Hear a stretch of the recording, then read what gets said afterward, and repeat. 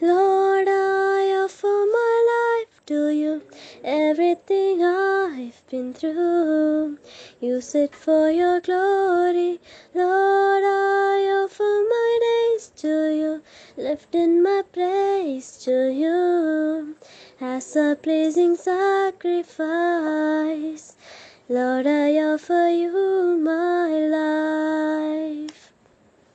Things in the past, things yet unseen, wishes and dreams that are yet to come true. All of my hopes and all of my plans, my heart and my hands, all lifted to you. Lord, I offer my life to you.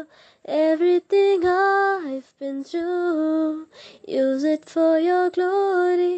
Lord, I offer my days to you, lifting my praise to you as a pleasing sacrifice. Lord, I offer you my life.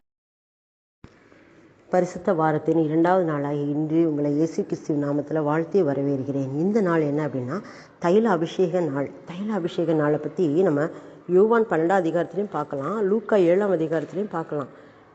தைல அபிஷேகம் பண்ண ஸ்திரீ யாருன்னா மரியாள். மரியாள் யார் அப்படின்னா மார்த்தாளுக்கும் லாசருவோட கூட பிறந்தவ தான் மரியாள். இந்த மரியாள் அவள் ஒரு பாவியான ஸ்திரீ அப்படின்னு சொல்லப்பட்டிருக்கு. பாவியான ஸ்திரீயை ஆண்டவர் சந்திக்கிறார். சமாரிய ஸ்திரீயை சந்தித்தார். இயேசு கிறிஸ்து இந்த உலகத்தில் வந்ததே எதுக்குன்னா பாவிகளை ரட்சிக்கத்தான் அவர் வந்தார். இங்கே ஒருத்தரையும் இயேசு தள்ளிவிடலை. கொள்ளைக்காரங்களை எப்படிப்பட்ட பாவியான அவர் சேர்த்துக்கிட்டாரு அப்படின்னு சொல்லி அவருடைய பரிசுத்தத்தை அவர் கேள்விப்பட்டு என்ன செய்தார் அப்படின்னா தானும் ஒரு பாவியான பெண்ணாக இருக்கிறதுனால எப்படியாவது அவரை நம்ம அபிஷேகம் பண்ணணும், அவருடைய பாதத்தை அபிஷேகம் பண்ணால் நாமளும் பரிசுத்தம் ஆயிடுவோம், அவர்கிட்ட மன்னிப்பு கேட்கணும் அப்படின்னு சொல்லிட்டு அவள் என்ன செய்யணும் அந்த இடத்துக்கு வாரா. ஒரு விசுவாசத்தோடு அந்த இடத்துக்கு வாரா. இடத்துல கண்ணீரோடு வாரா. அவளுக்கு அப்படியே கண்ணீர் தன்னுடைய நிலைமையை நினச்சி அப்படியே உணர்ந்து ஆண்டோடைய பாதத்துக்கு வாரா. அப்போ கண்ணீரோடு வரும்போது பரிமள தைலத்தையும் கொண்டு வரா. பரிமள தைலத்தை கொண்டு வந்துட்டு என்ன பண்ணுதுன்னா கண்ணீரை அவருடைய பாதங்களில் வடிக்கிறா. அப்புறம் தன்னுடைய தலைமயிரால் பாதத்தை கண்ணீரால் கழுவுதா. தன்னுடைய தலைமயிரினால் அதை துடைக்கிறா. துடைச்சிட்டு பாதத்தை முத்தமிட்டு தன்னிடத்தில் உள்ள பரிமள தைலத்தை பூசுறா அப்படின்னு பார்க்குறோம். பரிமள தைலம் அப்படின்னா அது விலையேற பெற்றது. ஆனால் அதை கொண்டு வந்து அவள் அவருடைய பாதத்துக்கு ஊத்துறா. 300 பணம் அப்படின்னு சொல்கிறாங்க அந்த நாளில்.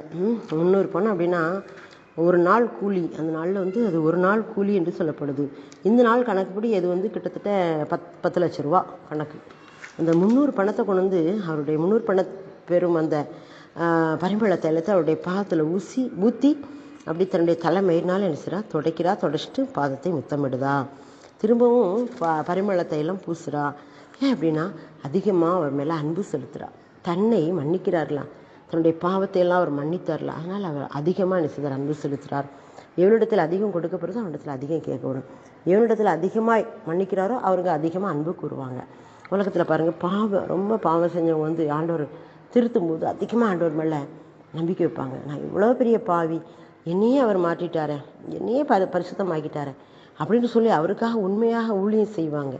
அதுதான் இந்த இடத்துல நாம் பார்க்குறோம். இம்மையிலும் மறுமையிலும் நல்ல கிருபைகளை பெற்றுக்கொள்ளணும் அப்படின்னா நாம் அவரிடத்துல அன்பு செலுத்த வேண்டும்.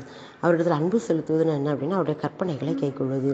இங்கே அவருடைய பாதத்தை தன்னுடைய தலைமையினால் துடைக்கிற அந்த மரியாள்.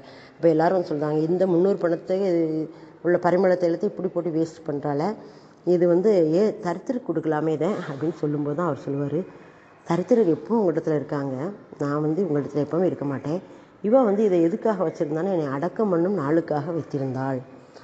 அதனால் இவள் இது செய்தது இந்த உலகம் எங்கும் சொல்லப்படும் அப்படின்னு சொல்லுவார். அதே மாதிரி பாருங்கள், இன்றைக்கி இந்த சிலுவை தியானத்தை தியானிச்சுக்கிட்டு இருக்க நம்ம கூட அந்த மரியாளை பற்றி பேசுகிறோம்ல. அப்படிப்பட்ட மரியாளையே ஆண்டவர் செஞ்சார். மாற்றி அவளுடைய பாவத்தை எல்லாம் மன்னித்தார். பிறகு அவங்க குடும்பத்தில் ரொம்ப அன்பு செலுத்தினார். மார்த்தாள் மரியாள் 2 சகோதரர்கள். லாசரு என்ற ஒரு சகோதரன் இருந்தார். அந்த லாசரு இறந்தவனை உயிரோடு எழுப்பி கொடுப்பார். அவ்வளவு அவள் அன்பு செலுத்தினால அவரும் அவள் குடும்பத்து மேலே அன்பு செலுத்தி இறந்தவனையே எழுப்பி கொடுப்பார் பாருங்க. அவ்வளோ பெரிய தகப்பன் அவர். இன்றைக்கு அந்த தைல அபிஷேக நாளாக இன்று வந்து நம்ம வந்து எடுத்துக்கொள்கிறோம்.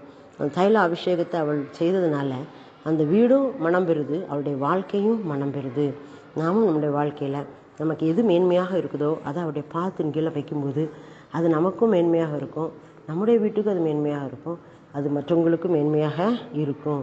அதை நாம் உணர்ந்து கொள்வோம். ஆண்டவர் நிச்சயமாகவே நம்மை கொண்டு பெரிய காரியங்களை செய்வார். இந்த மரியாதை போல் நாமும் நம்முடைய விலையேறப்பட்ட காரியங்களை அவருடைய பாதத்தில் வைப்போம், நாம் விட்டு கொடுப்போம். ஆண்டவர் நிச்சயமாகவே பெரிய காரியங்களை செய்வார். ஆமென். உந்தன் பாதம் அமர்ந்திருந்து ஓயாமல் முத்தம் செய்கிறேன். உந்தன் பாதம் அமர்ந்திருந்து ஓயாமல் முத்தம் செய்கிறேன். ஐயா ஓயாமல் முத்தம் செய்கிறேன். ஐயா ஓயாமல் முத்தம் செய்கிறேன். என்னை விட்டு எடுபாடாத நல்ல பங்கு நீதானையா.